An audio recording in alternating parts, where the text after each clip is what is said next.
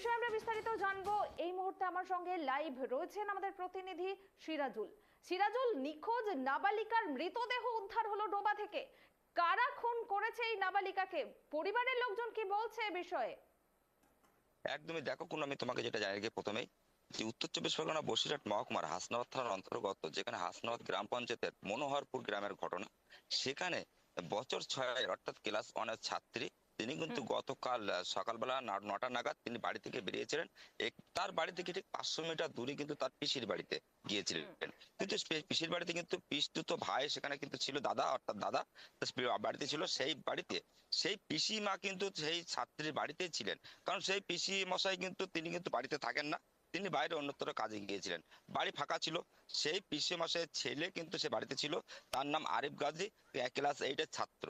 সে কিন্তু বাড়িতে ছিল এবং তার বাড়িতে সেই শিশু বাচ্চাটি অর্থাৎ বছর 6-এর সে নাবালিকা ছাত্রী, তিনি কিন্তু তার পিসির বাড়িতে যেহেতু ঘুরতে গেছিলেন, সেই সুবাদে সকাল 8-9টা নাগাদ তার কিছুক্ষণ পরে চাউর হতে বাড়ি থেকে খোঁজাখুঁজি করে তার আর খোঁজ পায় না। কিন্তু এলাকার গ্রামবাসী থেকে শুরু করে পরিবারের সদস্যরা তারা কিন্তু বিভিন্ন জায়গায় খোঁজাখুঁজি করে, ঘোরাঘুরি করে, বিভিন্ন জায়গায় ফোন এবং আত্মীয় স্বজনের বাড়ি খোঁজাখুঁজি করে, কোথাও কিন্তু পায়। বেলা যত বাড়ায় কিন্তু কিন্তু চিন্তার ভাঁজ পড়ে যায় কিন্তু পরিবারের সদস্যদের মাথায়।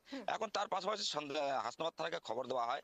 হাসনাবাদ থানার পুলিশ কিন্তু এসে কিন্তু গোটা ঘটনা তদন্ত শুরু করে এবং পাশাপাশি দেখো সারা দিন কিন্তু হাসনাবাদ থানার পুলিশ এবং গ্রামবাসী মিলিতভাবে তারা কিন্তু গোটা গ্রাম কিন্তু তন্ন তন্ন করে খুঁজেছে। অর্থাৎ দেখো এই গ্রামে খোঁজার কারণ হচ্ছে সেই বাচ্চা অর্থাৎ নাবালিকা ছাত্রীর যে জুতো, সেই জুতো কিন্তু সেই আরিফ গাজীর বাড়ির পাশে একটি পুকুরে পেয়েছিল। সেই জুতো পাওয়াতে কিন্তু সন্ধ্যের দানা বেঁধে যায়। সেই সন্ধ্যের দানা বেঁধে কিন্তু সেই পুকুরে কিন্তু অর্থাৎ সেই পুকুরে কিন্তু হাঁটু সমান জল ছিল।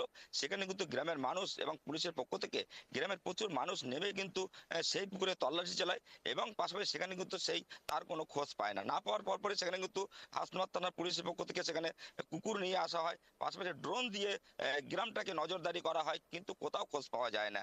এই নিয়ে কিন্তু সোশ্যাল মিডিয়াতেও তারা পোস্ট করে পরিবারের লোকজন যে এই বাচ্চাটি পাওয়া যাচ্ছে না, পোস্ট করে একাধিক সারা দিন কিন্তু এভাবে চলতে থাকে, কিন্তু কোথাও কোনো খোঁজ পাওয়া যায় না।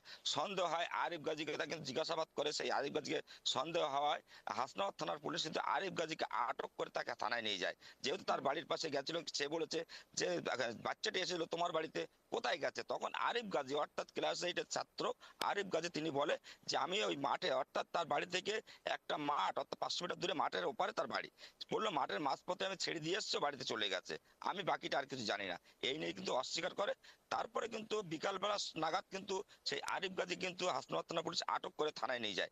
তারপরে তারা একাধিকবারে তারা কিন্তু জিজ্ঞাসাবাদ করা হয়, প্রেশার ক্রিয়েট করা হয়, চাপ সৃষ্টি করে। এর মধ্যে কিন্তু গ্রামবাসী তারা কিন্তু অনেক কাকুতি মিনতি করেছে, কোথায় গেছে, কি হয়েছে, কি আমাদের